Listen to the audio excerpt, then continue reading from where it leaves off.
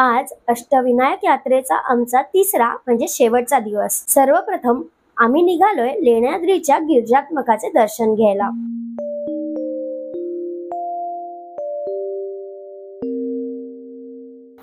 अष्टविनायकचा पूर्ण प्रवास हा हिरव्यागार शेतातून होतो।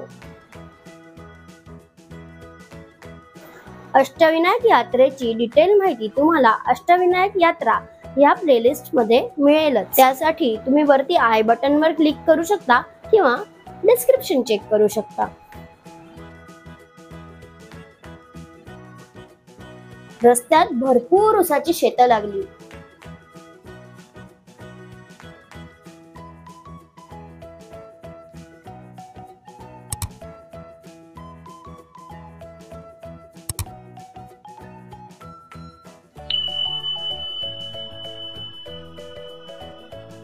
शेवटी एका ठिकाणी गाडी थांबवलीच आणि भरपूर ऊस तोडले, गाडीत भरले आणि पुढे निघालो।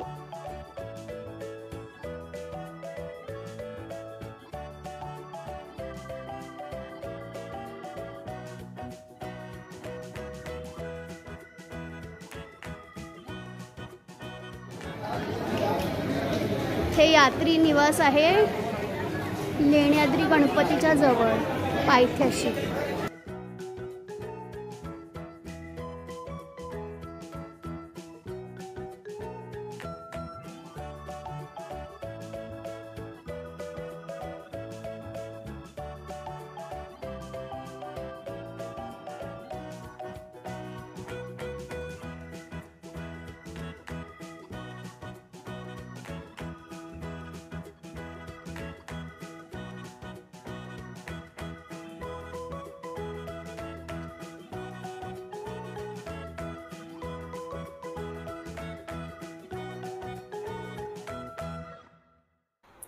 आणि ज्यांना चढून जायचं नाहीये त्यांच्यासाठी पालखीची व्यवस्था केलेली आहे।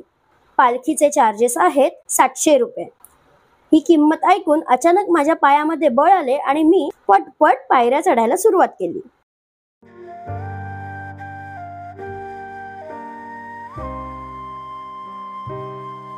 हे लेण्याद्रीचे मंदिर बांधलेले नाही तर डोंगरात कोरलेले आहे।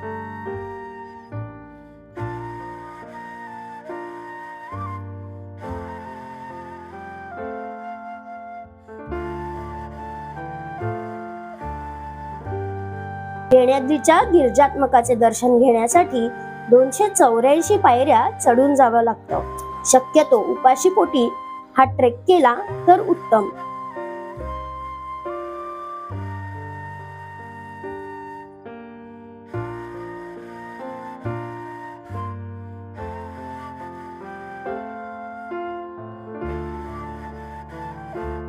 लेणीतील या प्रशस्त दालनाचे वैशिष्ट्य म्हणजे 51 फूट रुंद आणि 57 फूट लांब एवढे मोठे दालन एका प्रचंड एकसंध शिळेतून कोरलेले आहे। त्याला एकाही खांबाचा आधार नाही। एवढे प्रशस्त दालन महाराष्ट्रातील लेण्यांमध्ये क्वचितच आढळते।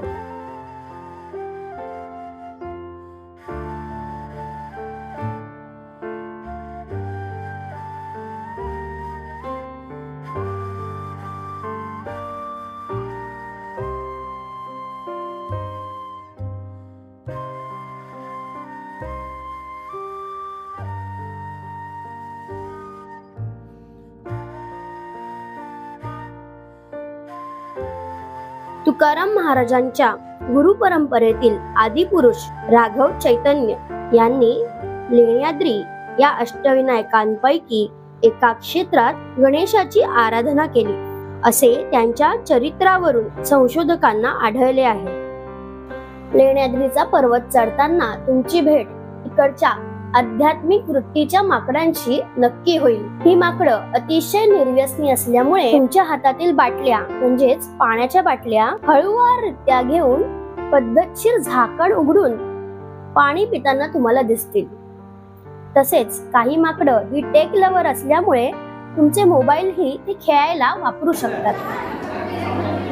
हे असतात म्हणून ती माकडं आतही आली असते माहितीये का? पोलीस आहेत म्हणून।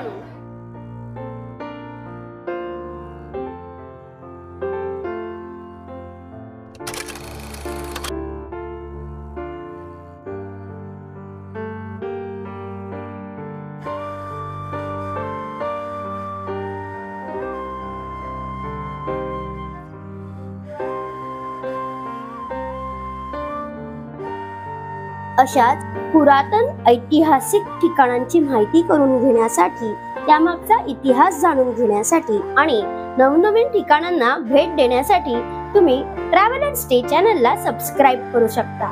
नोटिफिकेशन साठी बेल आयकॉनवर क्लिक करायला विसरू नका.